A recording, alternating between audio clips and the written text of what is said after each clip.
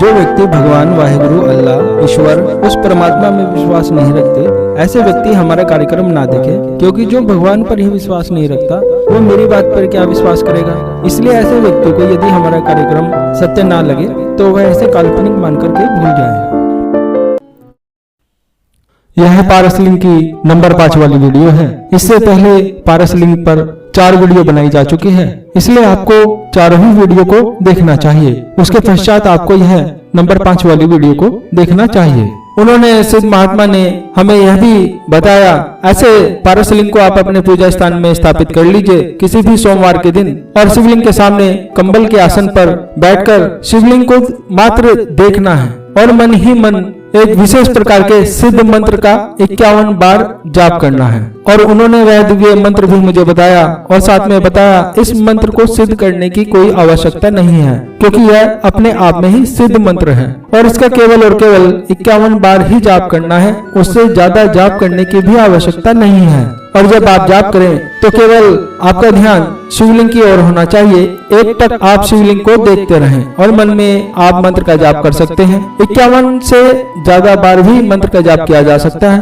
और जब आप मंत्र का जाप करते हैं इस प्रकार से, तो शिवलिंग में अद्भुत परिवर्तन होने लगते हैं और पारस शिवलिंग की धीरे धीरे चमक बढ़ने लगती है, जो दिन प्रतिदिन चमक धीरे धीरे बढ़ती ही जाती है। और एक समय ऐसा भी आता है जब पारस शिवलिंग से लाइट बाहर निकलने लगती है। पारस शिवलिंग एक ट्यूबलाइट की तरह चमकने लगता है। यदि रात में अंधेरे में पारस शिवलिंग को रखा जाए तो चारों ओर प्रकाश फैल जाता है। जब इस अवस्था में यह पारस शिवलिंग पहुंच जाता है तब पारस शिवलिंग को छूने पर हल्का हल्का करंट सा लगता है, झंझनाहट सी होती है। और ऐसी अवस्था को प्राप्त हुए पारस शिवलिंग से यदि यह मंत्र पढ़ते हुए लोहा या तांबे को छुआया जाए और मंत्र को मन ही मन पढ़ा जाए तो आश्चर्यजनक रूप से वह तांबा या लोहा सोने में परिवर्तित हो जाता है, अर्थात उसका सोना बन जाता है। और उन्होंने मुझे दूसरी बात यह भी बताई, यदि ऐसे चमकते हुए शिवलिंग को अपने दोनों हाथों में लेकर मंत्र का जाप किया जाए और जिस स्थान के बारे में भी सोचा जाए जाने के लिए, तो व्यक्ति आश्चर्य रूप से उस स्थान पर ही पहुंच जाता है, अर्थात इसके माध्यम से वायु गमन किया जा सकता है। और तीसरी बात उन्होंने बताई, यदि ऐसे चमकते हुए शिवलिंग को दोनों हाथों में लेकर मंत्र जप करते हुए व्यक्ति जिस भी वस्तु या भोजन पानी की कामना करता है, वह वस्तु या भोजन पानी उसके सामने तत्काल प्रकट हो जाता है। और उन्होंने मुझे बताया, आपने हजारों वर्षों तक समाधि या जीवित रहने वाले सिद्धों के विषय में सुना होगा। यदि कोई सामान्य व्यक्ति भी ऐसे चमकते हुए शिवलिंग को अपने मस्तक या छाती के बीच में रखकर मंत्र का कुछ देरी तक जाप करे तो यह पारस शिवलिंग जो चमक रहा है अदृश्य होकर मस्तक या छाती में समाहित हो जाता है और ऐसा व्यक्ति सिद्ध बन जाता है। उसे भूख प्यास नहीं लगती, वह अपनी इच्छा से कितने ही वर्षों तक जीवित रह सकता है और अपनी आयु को अपने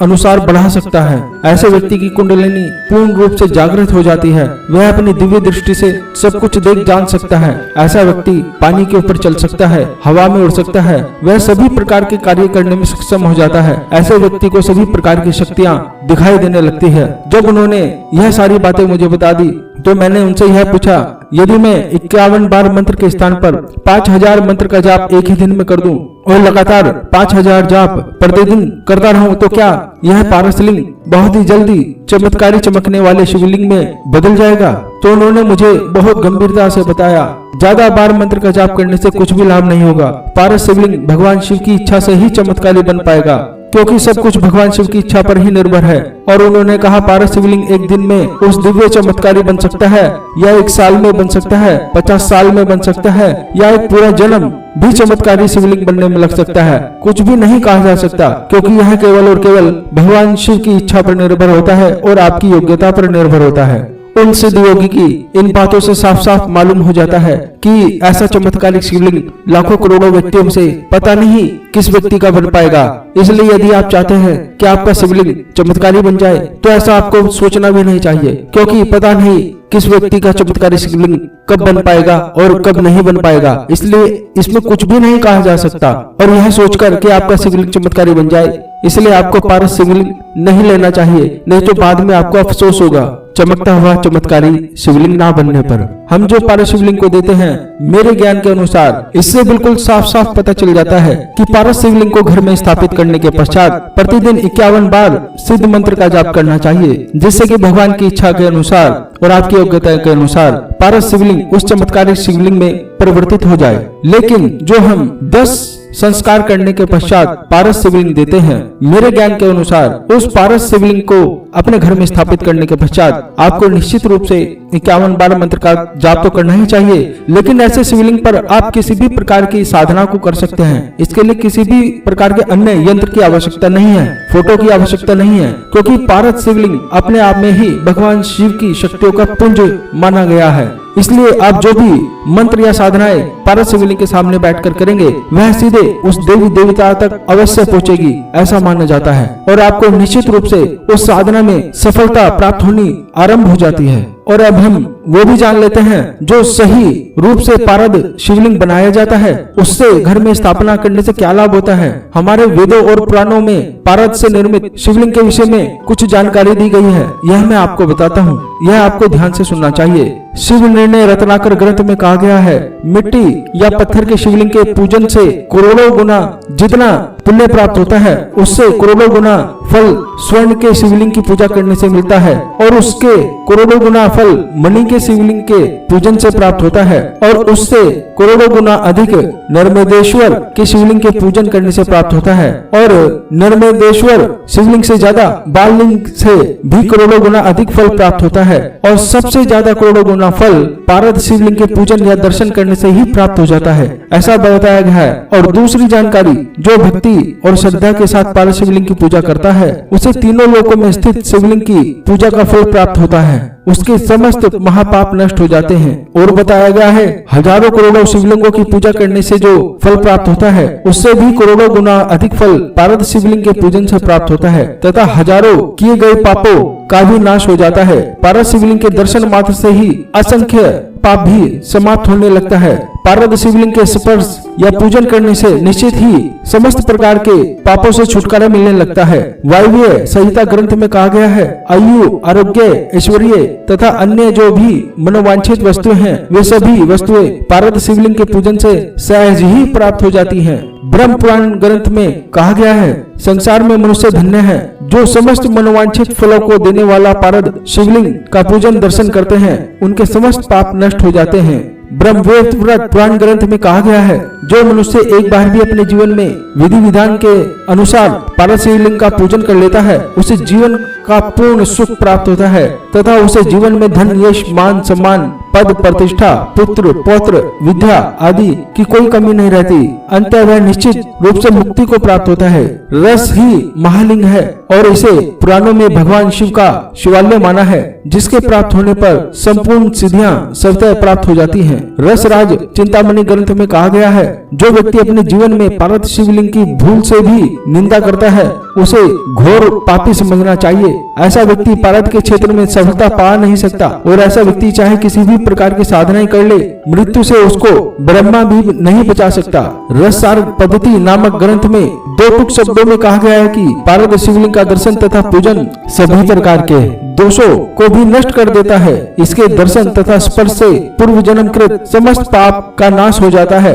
तो यह मैंने आपको विभिन्न प्रकार के ग्रंथों में जो पारद शिवलिंग के विषय में लिखा गया है, बताया गया है, उसकी आपको जानकारी दी है। इससे ज्ञात हो जाता है कि शिवलिंग को घर में स्थापित करने से सभी प्रकार के सुख ऐश्वर्य प्राप्त होने लगते हैं। हम जो पारद शिवलिंग बनाकर देते हैं, उस शिवलिंग के साथ में वह दिव्य मंत्र भी बताते हैं, जो उन सिद्ध महात्मा ने मुझे बताया था। लेकिन जिसको भी हम शिवलिंग देते हैं, उसे साफ साफ बता देते हैं कि देखिए, पारद शिवलिंग चमत्कारी बन जाए यह निश्चित नहीं है, क्योंकि यह भगवान शिव की इच्छा पर निर्भर करता है। लेकिन पारद शिवलिंग को घर में स्थापना करने से जो लाभ प्राप्त होते हैं, वह तो लाभ आपको प्राप्त होंगे, क्योंकि यह जो हम शिवलिंग दे रहे हैं, यह 8 दोष जो शिवलिंग में होते हैं वह दूर किया गया है, और उसके बाद में 10 संस्कार करके हम शिवलिंग का निर्माण करते हैं। इसलिए जो पारद शिवलिंग से लाभ होते हैं, वह तो लाभ आपको प्राप्त होंगे ही होंगे। और साथ में हम एक दिव्य विधि बताते हैं पूजन की।